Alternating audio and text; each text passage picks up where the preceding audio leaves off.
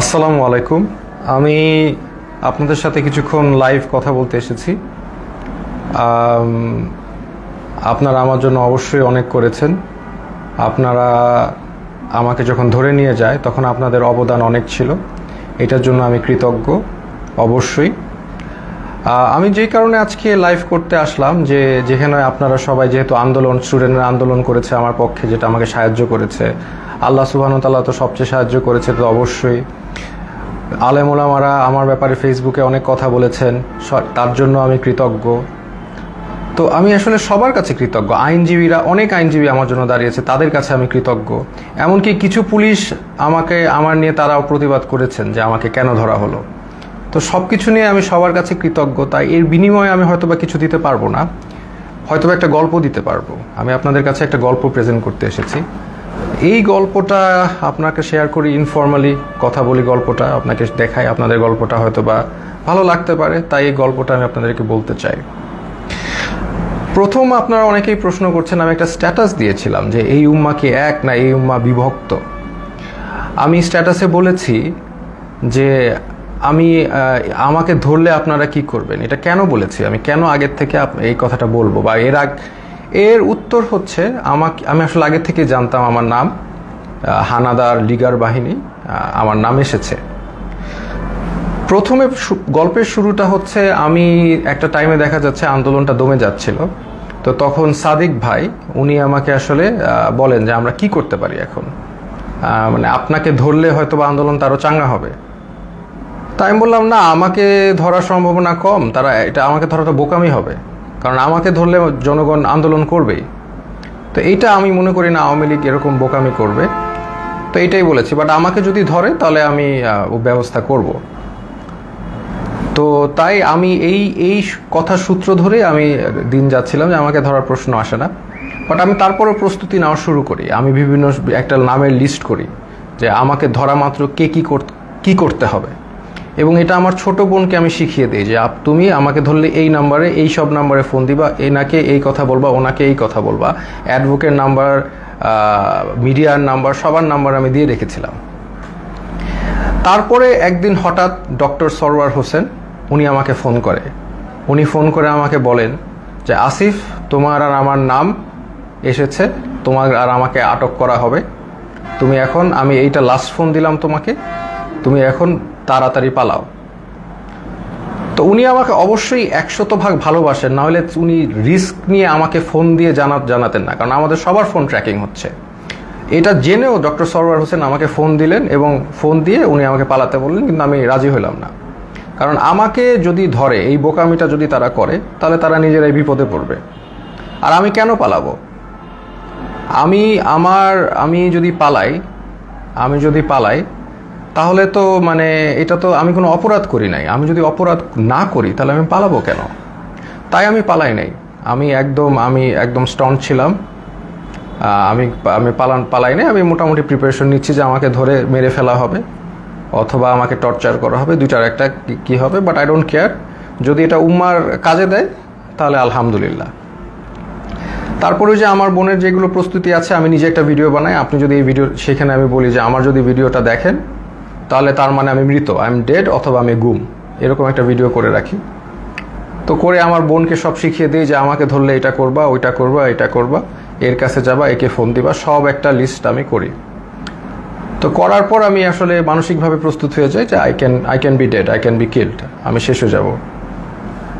বা শেষ না হলে আরও খারাপ, যদি মেরে ফেলে তাহলে তো ভালোই, আপনারা তো জানেন তারা কি পরিমাণ অমানবিক টর্চার করতে পারে। তা আমি আসলে মরাটাই বেস্ট সিচুয়েশন ধরে নিয়ে আমি প্রস্তুতি নিয়েছি। তারপর আমি মনে করেন অপেক্ষা করে একদিন ওই দিন রাতে 1টার সময় বেল বাজে। তখন আমার মনে হয় যে রাজাকাররা আসছে বা ওই লিগার হানাদাররা আসছে। তা আমি যে দরজায় দেখি কি আমার দারোয়ান। তা আমি ঘুমের মধ্যে ছিলাম, তো আসলে ওইভাবে চিন্তা করি নাই যে এইটা একটা ট্র্যাপ। আমি খুলে দারোয়ানকে জিজ্ঞেস করতে গেলাম কি, সাথে সাথে দরজা ধাক্কা দিয়ে হানাদার লিগার বাহিনী ঢুকে গেল। আমি তো মানসিকভাবে প্রস্তুত, এখন ঢুকে গেছে, এখন তো আর কিছু করার নাই। আমি বললাম আপনারা দাঁড়ান, আমি আসতেছি। এটা বলে আমি আমার ছোট বোনের মানে কাপড় নিয়ে আসতেছি, তো আমি আমার ছোট বোনের রুমে গিয়ে আমি ওর চুলটা টান দিলাম, ও রাগ করে উঠে বসলো, আমার দিকে তাকালো। তো আমি বললাম দে আর হিয়ার। তো ও বললো কে? পুলিশ। আমি বললাম you know what to do, তুমি জানো তোমার এখন কি করতে হবে, এই শেষ কথা। তারপর আমি একটা কাপড় নিয়ে আমি ওদের সাথে চলে গেলাম। ওরা আমার বাসার যে সিসি ক্যামেরা ওগুলো সব বন্ধ করে রেখেছে, কিন্তু লাকিলি একটা ক্যামেরা অন ছিল, ওরা বুঝে নাই সেটা, ওটাকে তারা ক্যাপচার হয়ে গেছে যে তারা এগুলো নিয়ে গেছে। প্রথম দিন রাতে তারা আরও কয়েকজনকে ধরার চেষ্টা করলো, পায়নি, আমাকে নিয়ে তার ডিবি অফিসে নিলেন। ওইখানে যে অবস্থা, মানে একটা ভয়ঙ্কর অবস্থা, মানে 80-100 জনের মতো লোক ছোট একটা স্পেসে, মানে কেউ বসলে কেউ শয়, কেউ শুইলে কেউ বসে, একসাথে সবাই শোয়ার স্পেস নাই। ওইখানে আরেকটা এশিয়ান ইউনিভার্সিটির একজন প্রফেসর ছিল, উনি মানে শোয়ারই চান্স পায়নি, উনি বসেই ছিলেন, কেন স্পেস নাই, মানে এত একটা কনজাস্টেড এরিয়া, ফ্যান নাই, একটা রুমে কিছু এসি ঢুকে আর বাকি সব রুমে হচ্ছে মানে একদম ফ্যান নাই, কিছু নাই, সব সময় লাইট থাকে, সব সময় সাউন্ড থাকে, আপনি ঘুমাতে পারবেন না।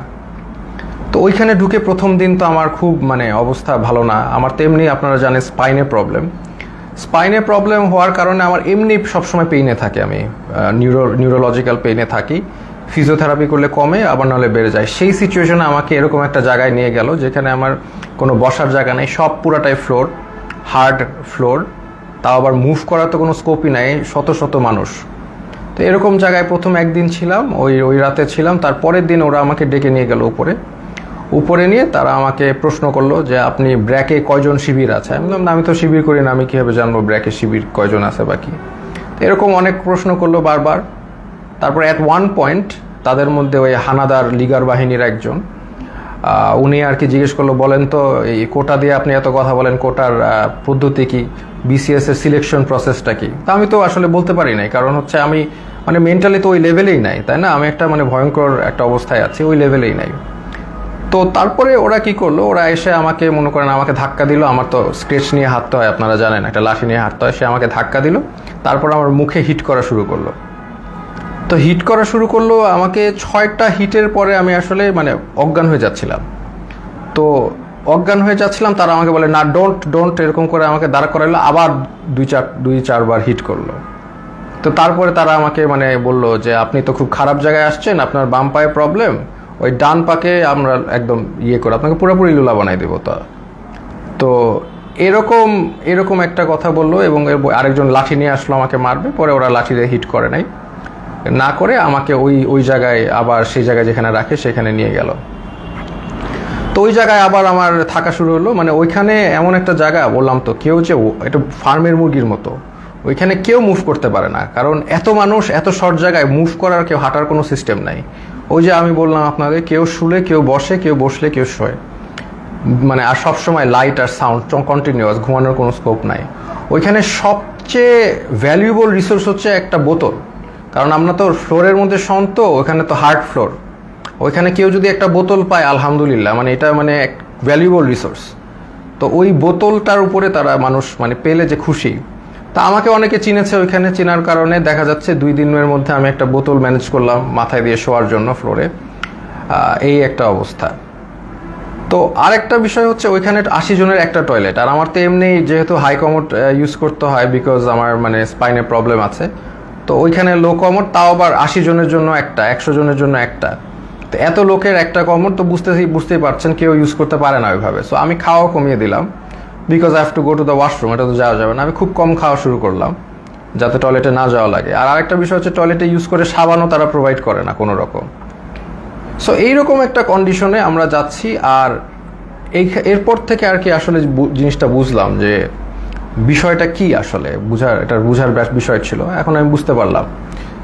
তো তারা প্রতিদিন ডাক দিবে, নাম কল করবে, ধরেন আপনার নাম হচ্ছে, ধরেন আমার নাম আসিফ মাহতাব, ধরে বলবে আসিফ মাহতাব, বাবার নাম শাহাবুর রহমান, এরকম বলে নিয়ে যাবে, নিয়ে চোখ বাঁধবে, মুখ বাঁধবে, তারপর তাদেরকে ঝুলায় টর্চার করতে থাকবে, বাড়ি দিতে থাকবে বিভিন্নভাবে, টর্চার, লাঠি দিয়ে পিটাবে, পায়ের তলায় পিটাবে, হাড়ের বিন্দে মারবে, মানে মানুষের শরীর নীল অবস্থায় তারা ফিরে যায়, সারা শরীর মারতে রক্ত জমাট বেঁধে নীল অবস্থায় এক একজন লোক ফিরে।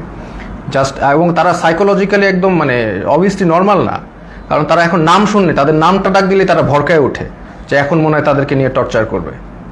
তো এইরকম অবস্থা আমি দেখলাম বিষয়টা যে এরকম চলছে। তো এখন এরকম চলছে, আমি তো বুঝলাম যে হয়তোবা আমার সাথেও এরকম করবে, তারা তো বলেই দিছে আমাকে পাটা ভেঙে দিবে। তো এরকম একটা করবে এবং সবার সাথেই করছে। স্পেশালি জামাতের যারা আছে তাদেরকে, মানে জামাত যেহেতু বলে ফেলছে একবার, তাদেরকে মানে অমানবিকভাবে টর্চার করছে জামাত। আর নূর ভাইয়ের সাথেও ওইখানে দেখা হলো, নূর ভাইরে বললাম কি অবস্থা, তো নূর বলল যে যে ভাই আমাকে তো অনেক মারছে, ও হাত দিয়ে দেখালো, হাত নীল হয়ে গেছে। তো এই এই এই হচ্ছে সিচুয়েশনটা। আর ওখানে তো মানে আর সবসময় তো লাইট, বাইরে যে একটা আলো, বাইরে যে বৃষ্টি পড়তেছে নাকি এটা আমরা গেস করা শুরু করলাম যে বাইরে আদৌ বৃষ্টি পড়ছে কিনা, কারণ মোটা ওয়াল, কোনো উইন্ডো নাই, কোনো বাইরের কোনো আলো বাতাস তো আমি জানি নাকি, ভিতরের মধ্যে থাকি আমরা বদ্ধ ঘরে, শুধু আলো আর এই যে কনস্ট্যান্ট সাউন্ড, মানে এই একটা অবস্থা। তো এরকম যাচ্ছে, এরকম একটা অবস্থা যাচ্ছে। তো এখন দেখলাম অনেকে ভেঙে পড়তেছে। তো আমি আর কি আমি আমার মতো করে ইন্সপিরেশন দেওয়ার চেষ্টা করলাম যে আপনারা এইভাবে টর্চার হচ্ছেন, আপনি কি মনে করেন না আল্লাহ আপনাকে এটার জন্য রিওয়ার্ড দিবেন? আজকে আপনারা তো জানেন নবী করিম সাল্লাল্লাহু আলাইহি সাল্লাম বলেছেন যে আপনি যদি এইভাবে নির্যাতিত হন আপনার গুনাহ মাফ হচ্ছে, আপনাদের গুনাহ মাফ হচ্ছে। আপনার যদি গুনাহ এইখানে থাকার কারণে গুনাহ মাফ হয়ে জান্নাতুল ফেরদৌসে যেতে পারেন, এটা আপনার জন্য ভালো, নাকি এইখানে ভালো থাকলেন তারপর জাহান্নামে গেলেন, এটা ভালো? তো এইভাবে আমি সবাইকে একটু ইন্সপায়ার করার চেষ্টা করলাম, মোটিভেশন দেওয়ার চেষ্টা করলাম। আর আমার নিজের তো হেলথ কন্ডিশন ডিটোরিয়েট করতেছে প্রোগ্রেসিভলি, আর ওয়াশরুমের ইস্যুটা তো ছিলই। তো এইরকম একটা অবস্থায় সবাইকে মানে মোটিভেট করছি আমি। আর আমার নিজেরও তো ওই যে ফার্স্টের দিন যেভাবে আমার মুখে ফেসে হিট করেছে, এই পরে তো আমার একটা দিন জ্বরই ছিল, আমি শুয়েছিলাম। তো এই হচ্ছে আমাদের মানে সিচুয়েশন। আমি ওখানে একদিন শুয়েছিলাম, তারপরেও আমি সবাইকে মোটিভেশন দেওয়ার চেষ্টা করি। একটা ছেলে আসলো, সেই ছেলেটা কাঁদতে কাঁদতে, স্যার আমি তো কিচ্ছু করি না, আমি জাস্ট ইলেকট্রিক্যাল কাজ করি, আমাকে ধরে নিয়ে আসছে স্যার, আর ধরে নিয়ে আমাকে টর্চার করতেছে, কাঁদতে কাঁদতে শেষ। আমি বললাম কাঁদতেছো কেন, মানে তুমি পুরুষ মানুষ না, are you not a man, তুমি কাঁদবা কেন, টর্চার করলে করবে। বলে স্যার আমাকে স্বীকার করতে বলে, আমি খুন করেছি, এই করেছি, আমি তো করি নাই স্যার। বলে করবা না, স্বীকার করবা না, তোমার পাটা যদি কেটেও ফেলে তারপরেও তুমি স্বীকার করবা না, কেন করবা? যেটা সত্যি সেটা বলবা, তুমি করবা না স্বীকার, আমাকে মেরে ফেলবে। তো ওইখানে আবার একটা জিনিস বুঝলাম যে সবাই কান্নাকাটি করে যে তাদের একটু মানে জেলে কবে যাবে, মানে তাদের জেল হচ্ছে তাদের জন্য স্বর্গ। ওইখানে যেভাবে টর্চার করে, যে নাম ডাকবে, বাবার নাম ডাকবে, দ্যাট মিনস তাদেরকে টর্চার করা হবে। তা এই জন্য তারা যদি জেলে যেতে পারে, এটার জন্য তারা দোয়া করে আল্লাহর কাছে, আল্লাহ আমাদের যাতে জেলে দেয়। তো এরকম অবস্থা। আমাকে তারপরের দিন, আমি তো অলরেডি এর মধ্যে তো আমি আমার বোনকে বলে আসছি, তার মানে আমার যে ভিডিওটা ছিল যে আপনি আমার ভিডিও দেখলে আমি মৃত, হ্যাঁ, তো এই ভিডিওটা আমি আশা করছি যে পোস্ট হয়ে যাবে। আমার বোনকে যেভাবে কাজ করতে বলেছি করবে, লয়াররা কাজ করবে। তো এটা আমি আশাবাদী ছিলাম যে ইনশাল্লাহ সবাই যার যার অবস্থা থেকে কাজ করবে, স্টুডেন্ট আন্দোলন করবে, যে এগুলো করার পরে এবং জনগণ যখন এটার এগেনস্টে কথা বলবে, আরেকটা ইস্যু হয়ে যাচ্ছে, ফার্স্ট অফ অল আরেকটা নতুন ইস্যু হয়ে যাবে, যেটা দিয়ে আবার আন্দোলন শুরু হবে। এইটা আমি জানতাম। আর এটার পরে আমাকে যদি আরও টর্চার করবে, কিন্তু এটা তাদের জন্য আরও খারাপ হবে। তো তারপরে আমাকে তারা ঠিকই গুম করা অবস্থায়, আর আমার বাবা মা যতটুকু জানলাম আমাকে গুম করে ফেলছে। তো এটা তারা বলছে, তারা স্বীকার করে না যে তারা নিয়ে আসছে। তো এই অবস্থায় তারা আমাকে কোর্টে চালান দিল। তো আমি চিন্তা করলাম যে কোর্টে যেহেতু যাচ্ছি, এখানে মিডিয়া পাইলে আমি আমার এক আঙ্গুল দেখাবো, শাহাদাত, এক উম্মা, আমরা এক উম্মা, হ্যাঁ, আমার গায়ে আমরা সবাই এক। তো এই সিম্বলটা আমি চিন্তা করেছি দেখাবো। তো আমি জানি যে এগুলো দেখালে তারা আমাকে আরো অনেক নির্যাতন করতে পারে, দেখাইলাম, কারণ এটা আমি তো জানি জনগণ বুঝবেন যে আমি এক আল্লাহ, এক রসুল, এক উম্মা, এই কথাটা আমি বুঝাতে চাচ্ছি যে আমরা সবাই এক। আমার অত্যাচার যা হলে হবে, এই অত্যাচারের কারণে যদি আপনারা স্বাধীনতা পান, এই জুলুমের থেকে মাফ পান, তাহলে আলহামদুলিল্লাহ, নো প্রবলেম, আমাকে অত্যাচার করুক। তো আমি ডিসিশন নিয়ে নিলাম, এক দেখাবো। তা আমার সাথে ওই জগন্নাথের আরিফ ছেলেটা, খুবই সাহসী ছেলে, ও আমার সাথে কেসটা দিল, মামলা দিল, আমরাও গেলাম, আমি ওকেও বললাম যে আমি এক দেখাবো। তো এই অবস্থায় এই এক উম্মা শাহাদাতের আঙ্গুল দেখিয়ে আমি ওই কোর্টে দেখালাম, এবং কোর্টে আমাকে সম্পূর্ণভাবে মানে কোর্টের যে জাজ, তিনি আমাকে দেখে চিনে বললে আপনাকে ওখানে দাঁড়ানো লাগবে না, আপনি বসেন। তো উনি আমাকে বসালেন, কিন্তু তারপরেও ওই মিথ্যা মামলাটা দিলেন যে আমি নাকি সেতু ভবন ভাঙচুর করেছি, যেটার মানে কোনো এটা জোক, মানে এটা যে কলাপস করছে সোসাইটি, ওখানেই প্রমাণ যে এরকম একটা মিথ্যা মামলা যেটার কোনো তথ্য নাই, প্রমাণ, এটা বলাই আসলে সময় নষ্ট। তো এই মিথ্যা মামলা উনি মানে জাজ আমাকে দিলেন, আর আমাকে আবার 6 দিনের রিমান্ড মঞ্জুর করলেন। তো ওই 6 দিনের রিমান্ড আবার গেলাম, আর এই সময়টা অনেকের সাথে পরিচয় হলো।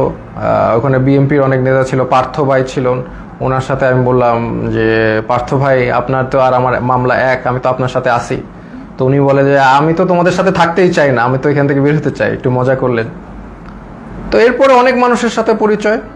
একজন আসলেন, ওনাকে মানে উনি হাঁটতেই পারতেছেন না, পাটা একদম প্রচুর মানে অবস্থা খারাপ করে পিটিয়েছে। ওনার অপরাধ ছিল উনি ছাত্রদের পানি খাইয়েছেন, উনি ছাত্রদের পানি দিয়েছেন, ছাত্ররা পানি খাইয়েছেন, এই জন্য তাকে অমানবিক টর্চার করলো। তো টর্চার করলো, উনি এসে শুয়ে গেল। আমি বললাম যে এইগুলো একই কথা বললাম যে আপনাদের এটা গুনাহ মাফ হচ্ছে। তারপরে লাস্টে একটা কথা বললাম যে আপনি যে এত টর্চার্ড হলেন ছাত্রদের পানি খাওয়ে, এখন আবারও কি খাওয়াবেন আপনি? তো উনি বললো ইনশাল্লাহ স্যার, আবারও খাবো। আমি like that's the answer I am looking for. আমরা আবার করব, আমাদের ছাড়লে আমরা আবার করব, we are not going to give up. আমরা তো আবার করব, তাই না? আমরা কি অপরাধ করেছি যে আমরা করব না? পানি খাওয়ানো কি অপরাধ? তো এই হচ্ছে একটা অভিজ্ঞতা। তো এরকম এই যে একজন পেলাম। আর একজন হচ্ছে মাদ্রাসা স্টুডেন্ট, তাকে হচ্ছে তাকে বলছে খুন করেছে, সে পুলিশ খুন করেছে, এটা সে তাকে বলছে, এবং তাকে প্রতিদিন পিটায়, প্রতিদিন নিয়ে টর্চার করে। তো এটা নিয়ে আমরা হাসাহাসি করি, কারণ হচ্ছে এরকম একটা সিচুয়েশনে হাসাহাসি না করে যদি আমরা মেন্টালি ব্রেকডাউন করি তাহলে এটা মানে হবে না, মানে এটা আমরা আরও আমরা সব এইগুলো যা হয় সেটা নিয়ে হাসাহাসি করি। তাই আমি বললাম কি নিয়ে মেরেছে? বলে যে আমাকে বলেছে যে তুমি তো মাদ্রাসার স্টুডেন্ট, তুমি তো কোরআন পারো। বলে হ্যাঁ পারি। তো কোরআনকে বলছে অর্থ জানো? অর্থ জিজ্ঞেস করেছে, অর্থও সে পারে, সে কোরআনে হাফেজ। তো তারপর বলে কোরআনে হাফেজ এই রবীন্দ্রনাথ না কার বই পড়েছো? সে বলছে পড়েছি। তো বলে পড়লা কেন? এই অন্য এই নন ইসলামিক বই পড়া তো হারাম, এটা বলে আবার টর্চার করলো, হাতে পায়ে পিটালো। মানে খামুক, মানে একটা কিছু বলেই পিটায়। আমরা এটা নিয়ে হাসাহাসি করতে করতে শেষ। যে বলে ও বললো, আমি বললাম যে কোনোভাবেই স্বীকার করবা না, যে তুমি যদি খুন না করে থাকো তুমি মিথ্যা মামলা দিও। বলে আমাকে আরো টর্চার করবে। বলে করবে, বললাম তো তোমাদের ইয়ে দিয়ে করাত দিয়ে হাত পা কেটে দিলেও স্বীকার করবা না, যেটা সত্যি সেটা বলবা। এরকম একজন সবচেয়ে কষ্ট লিখেছে যে মানে একটা ছেলে, ওর নাম হচ্ছে সানিয়াত ভাই। উনি হচ্ছে বিএনপির একজন মন্ত্রীর ছেলে, নাম বললাম না। তো ওরা আসলে খুঁজছিল তার বাবাকে পায়নি দেখে ওই ছেলেটাকে ধরে নিয়ে গেছে, সানিয়াত ভাইকে ধরে নিয়ে গেছে। তো সানিয়াত ভাইকে 4 দিন, উনি বলছে 4 দিন ওনাকে পিটিয়েছে, চোখ বেঁধে হাতে ইয়ে দিয়ে ঝুলিয়ে পিটিয়েছে। এবং সবচেয়ে যেটা উনি বলল যে ওনার মাকে ফোন দিয়ে শুনিয়েছে যে তাকে যে টর্চার করছে, এটা তার মাকে শুনিয়েছে ফোন দিয়ে লিগার হানাদাররা। তো লিগার হানাদাররা মাকে শুনিয়েছে যাতে বাবা এসে তাকে দেয় এবং ছাড়িয়ে নেয়। আর যেহেতু ওনার বাবা আসছিল না, বা ওনার অবশ্যই তারা তো জানিয়ে যায়নি কোথায় গেছে, তাকে অমানবিক টর্চার করেছে। সেই ছেলেটা এমনি আমার মতোই, তার স্পাইনে প্রবলেম আছে, আমার মতোই অসুস্থ, এবং তাকে টর্চার করেছে বিভিন্নভাবে, হাতে পায়ে ঝুলিয়ে পিটিয়েছে। তো সে কাঁদতো অনেক, আমি সান্ত্বনা দিতাম, আমরাও সব বিষয় নিয়ে মজা করতাম। তো এইরকম একটা অবস্থা ওইখানে, প্রতিদিন নাম ডাকতো, প্রতিদিন নিয়ে পিটাতো। এমন রাত যে কোনো সময় ডাকতে পারে, সকাল 12টায়, মানে 12টায় ডাকতে পারে, রাত 1টায়, এনি টাইম নাম আসতে পারে। নাম আসলে they will take you and torture you. তো আমাকে টর্চার ওই প্রথম দিন যে হিট করে যে আমাকে থ্রেট দিল, তারপরে আমাকে কোর্টে চালান দেওয়ার পরে আমাকে আর টর্চার করে নাই। বাট আমি বিভিন্ন সময় ইনফরমেশন পাচ্ছিলাম, যেমন একজন মানে আমাকে ধরে নিয়ে গেছে, একজন পিটিয়ে আনছে, সে আমাকে ইনফরমেশন দিল যে আমার ব্যাপারে বলেছে যে অনেক ডিবি নাকি বলছে যে এই লোকটাকে কেন ধরলো, এটা তো ঠিক হয় নাই।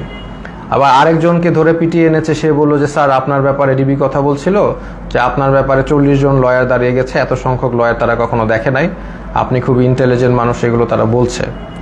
দেখা যাচ্ছে তাদের আমার প্রতি একটা রেসপেক্ট ছিল। ওই একদিন হিট করার পর তারা আমাকে হিট করে নাই, বাট দ্যাট ডাজন্ট ফরগিভ তারা অন্য যাদেরকে এইভাবে টর্চার করেছে। ফার্স্ট অফ অল, একটা পুলিশ একটা ডিটেইনিকে কখনো হিট করতে পারে না, that is a crime, that is criminal, they committed crime against humanity, তাই না? এটা ইন্টারন্যাশনাল, আন্তর্জাতিক ট্রাইব্যুনালে তাদের বিচার হওয়া উচিত। তারা যেইভাবে মিথ্যা মামলা দিয়ে টর্চার করে মানুষকে, এটা তো কখনোই মানে ইটস নট অ্যাকসেপ্টেবল। তো এরকম দিন যায়, তখন হঠাৎ তাদের দেখলাম টোন একদম 180 চেঞ্জ হয়ে গেছে। তারা তখন মানে বিএনপির যারা লিডার আছে তাদেরকে একদম খাবার টাবার এনে দিচ্ছে, সবার সাথে ভালো বিহেভ এরকম। তখন আমরা মোটামুটি আমরা বুঝতে পারলাম যে তারা আসলে বাইরে কিছু একটা হচ্ছে, সামথিং ইজ হ্যাপেনিং, কারণ আমরা তো কোনো ইনফরমেশন পাই না। সামথিং ইজ হ্যাপেনিং, আদারওয়াইজ তারা এরকম চেঞ্জ করবে না কেন। তারা ডেফিনেটলি তাদের বাইরে কিছু একটা হচ্ছে, এইটা নিয়ে তারা তাদের টোন চেঞ্জ করে ফেলেছে। এবং তারপর থেকে দেখা যাচ্ছে তারা সবার সাথে মোটামুটি ভালো বিহেভ এবং আস্তে আস্তে ছেড়ে দিচ্ছে। মাঝখানে কিছু স্টুডেন্টদের ধরে আনলো, ওই তারাও মানে অনেক কান্নাকাটি করে শেষ। এবং একটা ছেলে ছিল যাকে আমার মনে পড়ে, খুবই স্মার্ট ছেলে, আমিনুল।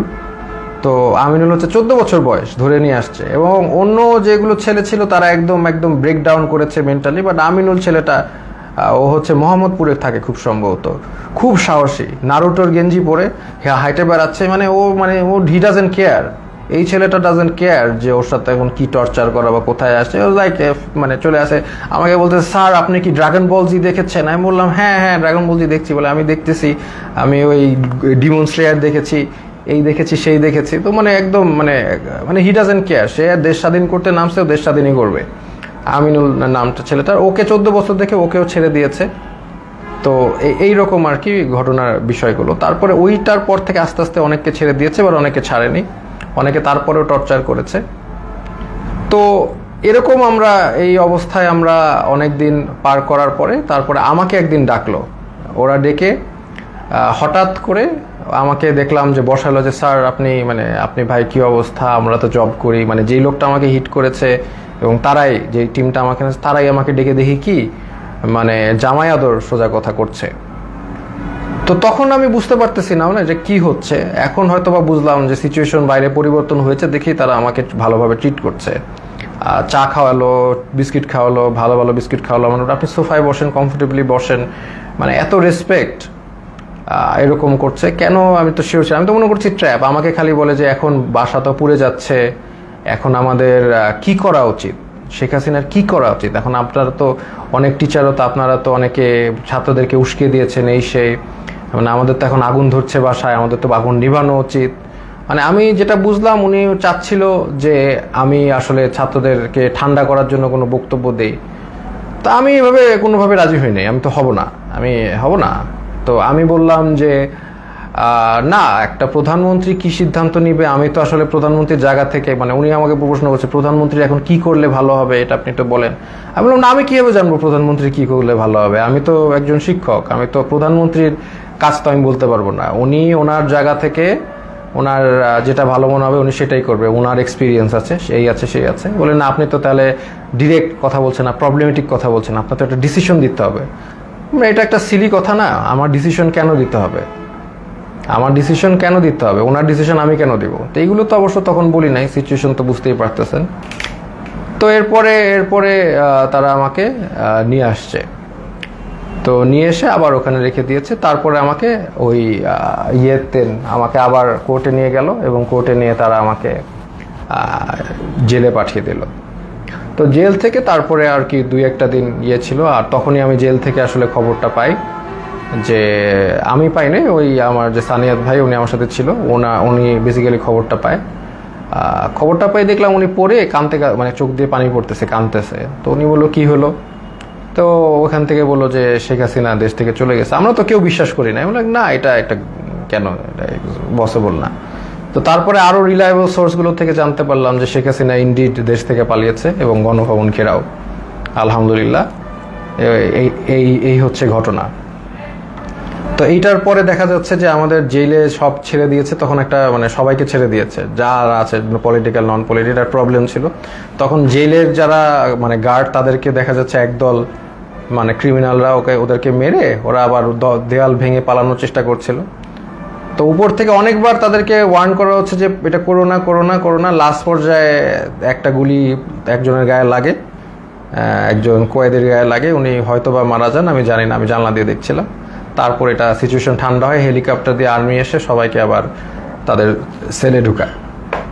তো এরপরে তো ঘটনা আপনি জানেনই যে আলটিমেটলি সবাই আমি বের হয়ে যাই, আমাকে বলে ছাত্রদেরকে ঠান্ডা করতে এই জেলের সামনে। আমি তো মানে আমি আমার মতো বলেছি, কিন্তু তার মানে যে এখন তারা যে ক্রাইম এগেনস্ট হিউম্যানিটি করেছে এটা তো আর মানে ইয়ে করা যাবে না। অমানবিক টর্চার কত প্রকার ও কী কী সেটা আপনি ওই ডিবির ওইখানে গেলেই বুঝবেন আর কি, এই আর কি। তো এনিওয়েজ এইটাই হচ্ছে আজকে আমার ছোট গল্প।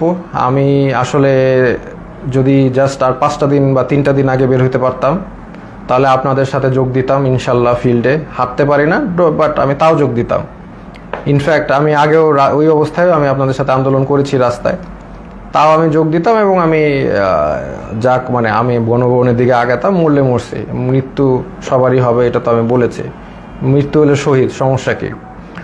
তো এই জন্যই আমি আপনাদের সাথে দুঃখ প্রকাশ করছি যে আমি আসলে আপনাদের সাথে ওই মার্চে যোগ দিতে পারিনি। যদি একটু আগে বের হতে পারতাম তাহলে অবশ্যই যোগ দিতাম। শহীদদের প্রতি শ্রদ্ধা জানাচ্ছি।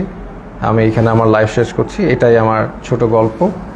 খুব ডিফিকাল্ট টাইম চলে গেছে, কন্টিনিউয়াস নয়েজ, কন্টিনিউয়াস লাইট, শোয়ার জায়গা নাই, একসাথে মানে হাঁটার জায়গা নাই, এবং কন্টিনিউয়াস নাম কল, যে কোনো সময় নাম আসতে পারে।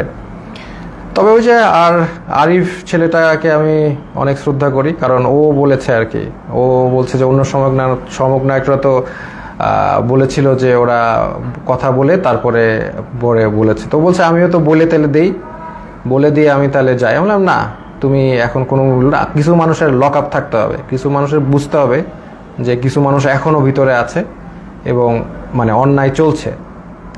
তো এই জন্য আমি আর ওই জগন্নাথ ইউনিভার্সিটির খুব সম্ভবত আরিফ ছেলেটা মানে খুব সাহসী কথা দেখিয়েছে, এই জন্য আমি তাকে সম্পূর্ণ রেসপেক্ট করি। এইটাই আমি বলে শেষ করছি। আপনারা এই যে যারা নির্যাতিত হয়েছে, যাদেরকে টর্চার করেছে, যাদের এগেনস্টে ক্রাইম এগেনস্ট হিউম্যানিটি করা হয়েছে, তো তাদের বিচার আসলে চেতে হবে। আসলে এটা না আমি বলতে কষ্ট হচ্ছে, কারণ নবী করিম সাল্লাল্লাহু আলাইহি ওয়াসাল্লাম যখন মক্কা বিজয় করেন তখন উনি কিন্তু 12 জন যুদ্ধাপরাধী বাদে সবাইকে ক্ষমা করেন। কিন্তু এইখানে যেগুলো হয়েছে these are crimes against humanity. এখানে আসলে মানে মাফ কীভাবে করা যায় আমি জানি না, বা যাই হোক যতটুক পারে আমরা ক্ষমা করি। আমরা চাই না একটা মানে সব যে ভালো পুলিশ তার গায়ে হাত উঠুক, আমরা চাই না যে কোনো দোষ করে নাই তার উপর আক্রমণ হোক। কারণ আমি এরকম একজন ডিবি অফিসে একজন আমার সাথে দেখা করেছে, ডিবি পুলিশ, যে বলেন স্যার আমার 2 ছেলে আছে, একজন বুয়েটে একজন মেডিকেলে, দুজনই আপনার জন্য অনেক দুঃখ করেন, দুজনই আপনাকে মনে করেন। আমি বললাম বলেন স্যার ভালো আছে। তার মানে সব পুলিশ যে মানে বেঈমান, সব পুলিশ যে ওই লিগার তা কিন্তু না, কিন্তু এটা আমাদের বুঝতে হবে।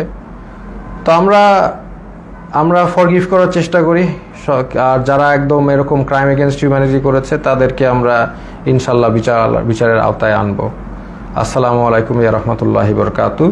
শুভরাত্রি।